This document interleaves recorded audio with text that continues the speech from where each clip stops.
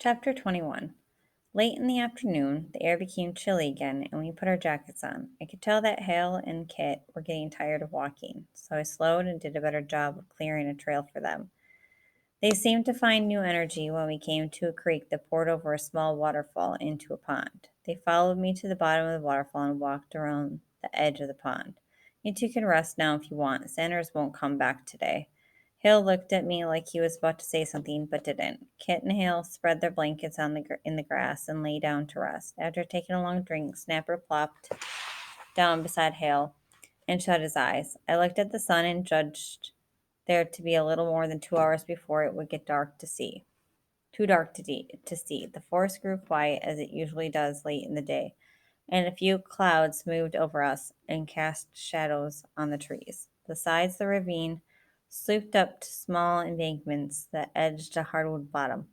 I took the knife and went in search of a hickory tree. I didn't have to travel far before I found hickory knots on the ground and looked up into the trees until I saw hickory leaves.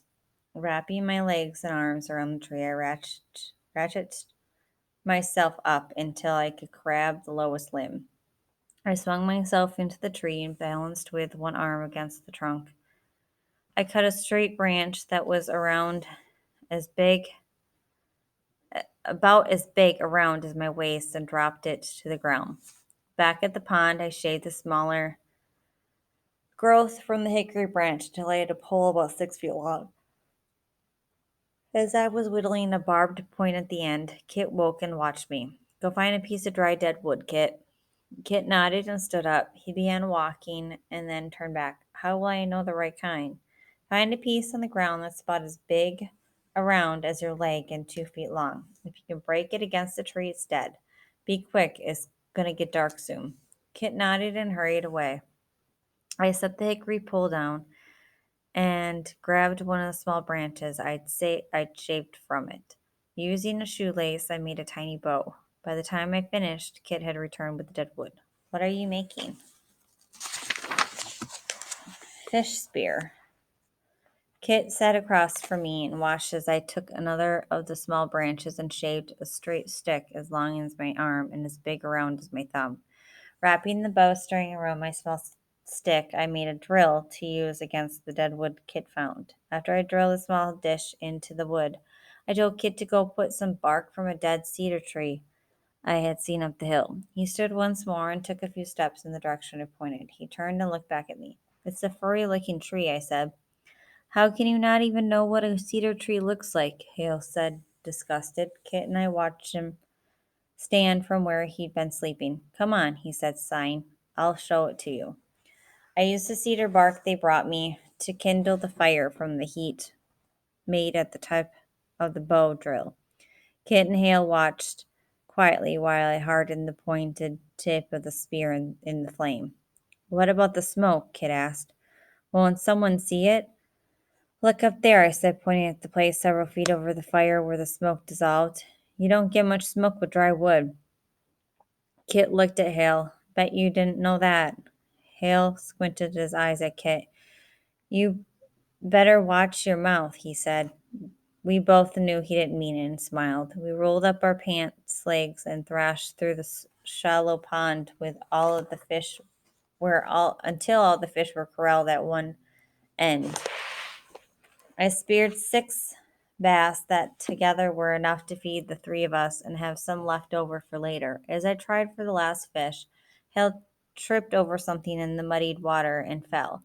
He went completely under, exploded back up, yelling. He thought he'd been tripped, and I saw Kit's eyes grow wide when Hale charged towards him. No, Hale, Kit yelled. I hurried out of the way as both of them crashed beneath the surface. Snapper got excited, sprung to his feet, and launched himself into the water with them. For long, the 2 of them stood and fell, tripped and laughed their way to the bank, with Snapper leaping up at their faces. As the forest grew dark, the 4 of us watched the fish cooking on a spit I rigged from more of the green hickory branches. A breeze slipped through the trees at the top of the ravine. Kit and Hale sat wrapped in their blankets and stared at the food. Their uniforms, jackets draped over a rack to I made near the fire to dry them out. Snapper lay between them with his chin on the ground and jowls flayed out. He moved only his eyeballs to watch my hands tend the fish. How did fish that big get in that pond? Kit asked. They swam, stupid, grumbled Hal. Come in when it floods, I said. Shut up, Hal. Hal raised his hand from beneath the blanket and held it above Kit's head like he was going to hit him, but he didn't and put his hand back down. Kit looked at me and his eyes burned with mischief. You like this, Kit? He nodded. How about you, Hal? He shrugged. Better than going to Helen Wheeler. Then, when the fish were done, I stabbed 3 fillets with sticks and gave one to each of them. The other fillets I wrapped in one of my socks for later. Kit and Hal ate quickly. I could tell they were hungry and that the fish tasted good to them. Tomorrow we can boil water and make pine needle or sassafras tea. Is it good? Kit asked. I nodded. Real good. We can get some mint weed and make it taste even better. We lay on our sides and watched the fire dying. A bobcat screamed in the distance. Snapper's ears twitched and a low moan came from his throat. What in the heck? Hale said. Bobcat, I replied. Pap said it sounds like a screaming woman. Hale and Kit looked behind themselves into the shadows. Hope we can whip that thing, Hale said. Won't mess with you, he said. I said, nothing out here will mess with you if you don't mess with it. How long until we go to Alaska? Kit asked. I shrugged my shoulders. I guess we'll go when y'all learn about living in the forest. Alaska's a long way, Hal said. Yeah, Kit replied, but there's more people like Moon up there. It's a place where they won't chase him. Isn't that right, Moon? What Pap says. What you think they're going to do to us if they catch us, Moon? Hal asked. They're not going to catch us. That Sanders fellow seems pretty mad at you. I ain't never seen somebody act like that over a couple of people running away. He might be mad about me whipping up on him. Well, he's plenty pissed for some reason. Anybody that doesn't know you can't just set a bloodhound loose to run after his nose can't be too smart. Why is that? Bloodhounds aren't mean by nature like some other dogs. You've got to keep them on a leash and let them take you to wherever they're tracking, or else they run off. How do you know about bloodhounds? I know about all kinds of animals. I've got animal books back in the shelter. I've got 3 books and plant books and trap books. Pap's got about 100 wrapped in a garbage bag under the spice shelf. My dad never did learn to read good, Hale said. He was so drunk most of the time he could barely see. Is that why they sent you to Pinson? Kit asked. Hale shook his head. No, I lived with my mama. She ran off and took me with her when I was 11. We lived in a place called Elrod for a while. I got in a lot of trouble stealing and stuff, so they took me away from her. Said she couldn't control me, but I never did like living with her. I didn't want anything else but to be back with Daddy. I thought you said he was drunk all the time, Kit said. It didn't matter none to me. He was still the best daddy you could have. We lived outside a little town called Union. We'd hunt and fish and work on the truck together. Just hang around the clay pit. It wasn't his clay pit, but he looked after it for the owner and took the money from people coming in to get truckloads of dirt. We had a trailer parked up in the edge of it, and when it rained for a couple of days, that pit got a little water in the bottom. Come dark, Daddy'd take me outside to where we had some chairs set up.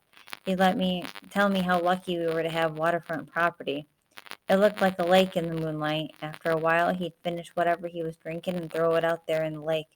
It'd stab into the mud and seem like it was floating. Y'all sit there and watch those bottles? We'd watch for a while. Wouldn't be long before Daddy'd get to shooting. He likes to shoot bottles. Sometimes we'd line a bunch of them on the edge of the pit and blow 'em to pieces. I'd like that, I said, shooting bottles. Hale stared into the fire. He said I was his best friend. He cried when I left with Mama. I didn't like seeing him cry. My pap was my best friend, too, I said. I cried when I knew he was dying. We were all quiet for a few minutes. An owl called from down the ravine. I just remember the hospitals I was in, Kit said into the fire. I got to be friends with a couple of the nurses and doctors, but I'd always have to move on to another hospital or boys' home. Kit looked up at me. I've been in a lot of places besides Pinson. I used to live at the Crichton Children's Hospital in Delaware until they found I had an aunt in Alabama. They sent me down there to live with her, but by the time the paperwork was done and I was on the bus, she was dead. She died while you were on the bus? Hale said. Kit nodded. That's right. I got to Birmingham and stayed at the hospital while they decided what to do with me. I got sick again and ended up staying for a year. They stuck me in the back with needles and gave me medicine that made my hair fall out. They said I almost died. When the doctors decided it was better, they sent me to the George Jenkins Boys' Home in Montgomery. It was the worst place I've ever stayed, but anything was better than the shots at the hospital. George Jenkins didn't have air conditioning. It was stuffed full of boys in a bunk room without windows. You could hear people breathing at night like they had honey in their throats and were about to choke. When you'd wake up in the mornings, sweat soaked your bed. After 6 months, I got sick again and they sent me back to Birmingham. I stayed in the hospital another year before it was better and they sent me to Pinson. He's what they called property of the state, Hale said. Well, so are you, said Kit. Yeah, but you're the real thing. Kit's face grew tight with frustration. No more real than you, Hale. You're not anybody's property now, I interrupted. Neither one of you. That's right, Hal. I'm not anybody's property. Hale leaned back on his elbows and spit to the side. Whatever, he said. Kit looked at me. We're still going to Alaska, right? You haven't changed your mind, have you? Of course we're going to Alaska, I said. As soon as we get you 2 trains and get supplies. I figure we've made close to 5 miles today. We'd have gone farther if there weren't so many hills. Tomorrow we'll walk some more to get far away from Sanders. We can start making camp tomorrow late afternoon. I wonder how big this forest is, Kit said. We haven't seen a road or heard a car since the fire tower. It's a national forest, Hale said. They're about as much woods as you can find. Are you going to build a shelter like the one you lived in? Kit asked. No, we'll do that when we get to Alaska. I've got another kind in mind for here. Kit smiled to himself. He rolled into his blanket and stared at the sky like he was thinking of Alaska. Hale and I watched the fire for a while without speaking. I thought about what Kit had said about all those places he'd lived and that of Hale not getting to see his pap. Hale, I said, yeah. Do you have any paper in your pockets? What for? Pap said I could write him letters and burn them and he'd read the smoke. That's the stupidest thing I ever heard of. No, I don't have any. You never heard of that? No. Have you ever heard of that, Kit? Kit shook his head. No, but that doesn't mean it won't work. You two are screwed up, Hal said. I'm going to sleep. I got up and put my blanket over the clothes so that they won't collect more moisture from the air that night. What are you going to sleep with? Kit asked. I'll be okay with just my clothes. Hale grunted disapprovingly. I stretched out by the fire again and put my hands behind my head. Hale, I said, what? Maybe you could teach me some good cuss words sometimes. I'll say 'em to Sanders. He ain't saying nothing to Sanders while I'm around. I'll whip up on him then. No, you won't. Go to sleep. Chapter 22. I woke up before sunup and climbed out of the ravine through thick fog. At the top of the hill, the land looked like islands of treetops between the clouds. I sat on a smooth stone and watched the sunlight slide up the trees and listened to the forest come alive. I thought about Hale and Kit still asleep. I was glad they were with me. Then I thought about Pap again, using a piece of pine bark and a rock shard. I began to scratch a note to him. I soon discovered that it would take me all day to tell him everything that I wanted to say, so I settled for only a few words. Pap, I love you. From somewhere below, I heard a dog barking, and it wasn't Snapper. It was too far away. It was another dog coming down the ravine. I shoved the pine bark into my pocket and began to run back down the hill to the pond. When I dropped into the fog again, the sound of the dog was fainted and dulled. Snapper rose as I stumbled into camp. He took Hale's blanket and on his back with him. Hale sat up suddenly. Hey, he said to the dog and then crossed his arms over his chest. Dang, it's cold. Shh, I said, get up, Kit. Hale and Kit took their clothes from under the blanket on the drying rack and began to put them on. They're still wet, Hale said. They'll dry out the rest of the way when you get walking. I said, now listen. What is it? Kit said. Sanders is back with another dog, I said quietly. Hale snatched his back blanket from Snapper's back. Give me that, he said. There's a dog coming, Hale, Kit said. Hale scratched his head. He threw the blanket to the ground, frustrated. I heard. He'll just have to eat me, 'cause I can't run. I haven't had any decent sleep in 2 days. I'm half frozen. I got a crick in my neck. I smell like a bloodhound that's got ticks and mud and spit all over him. I just can't run. I can't climb a tree. Get quiet, I said. I heard the dogs bark through the fog again. I went and stood beside Snapper and watched him while I listened. He whined and looked at me. It's coming too fast for it to be on a leash. I think Sanders got up early and turned another one loose on us. Maybe it's one of those natural and mean, Kit said. Shook my head. It's a bloodhound. Sounds just like Snapper. We set out that morning with another dog added to our company. Sawbone, Davy Sanders, 34 Big Pine Road, Gainesville, Alabama. What are we going to do with all these dang dogs? Hale asked me. I shrugged my shoulders. We don't have to do anything with them. They'll do what they want to do on their own. How are we going to feed them if they keep following us? Dogs are better at getting food than people. They'll be all right. We climbed from the ravine and started up out of the bottom. Along the way, I showed Hal and Kit the difference between a red oak tree and a white oak tree, and we collected acorns until their pockets were bulging. When we came to the top of the hill, we sat down to rest. The fog had evaporated out of the valleys, and we saw the countryside rolling away to the south. Patches of green showed the pines, and darker gray patches showed the hardwoods. The sky was clear, and the forest flicked with life. A broad-winged hawk sailed between the hills at eye level. IU lay back in the leaves, and the others did the same. I'd like to see this when the dogwoods bloom, I said. You got anything to drink? Hale asked me. There's going to be water at the bottom of this hill. There's water at the bottom of every hill. What about the dogwoods? Kit asked. They're the prettiest trees out there. It's like white cotton in the air. Plays tricks on your eyes. Can you eat it? Hale asked. No, but you can eat sparkleberries, and you can eat honeysuckle. They'll be out at the same time in most of the same places as dogwoods. A little later, we'll get blackberries and mulberries and all kinds of stuff. Suddenly, Hale hollered and rolled over. I sat up quickly and looked at him. He was rubbing his arm and eyeing a thistle plant growing beside him. That thing's good eating, I said. I got up and walked over to the plant. I used a knife to cut a stem and strip its outer layer. See here, I said, holding it up. There's more over there, Kit said. He pointed to an open field to our left.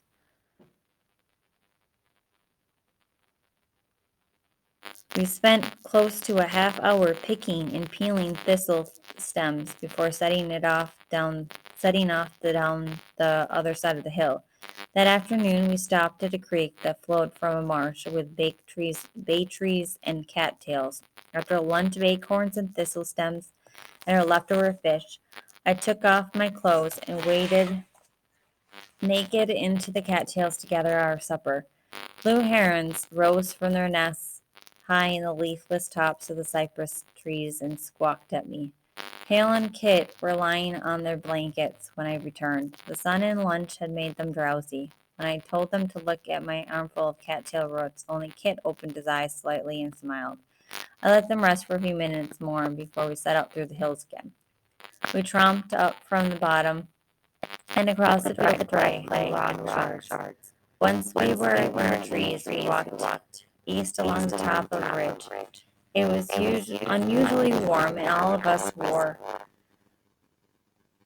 our jackets around our waists. Where are you reckon the Sanders fellow is? Hale asked. I don't know. You scared of him? I don't care. I don't take to anybody that wants to shoot me. He won't find us, Hal. Pap and I hid out for years and nobody found us. Hale shook his head and didn't say anything. We can stop and set some traps if you want. No, Hal said, just keep going to wherever it is you're taking us. God knows I don't know where in the heck we are.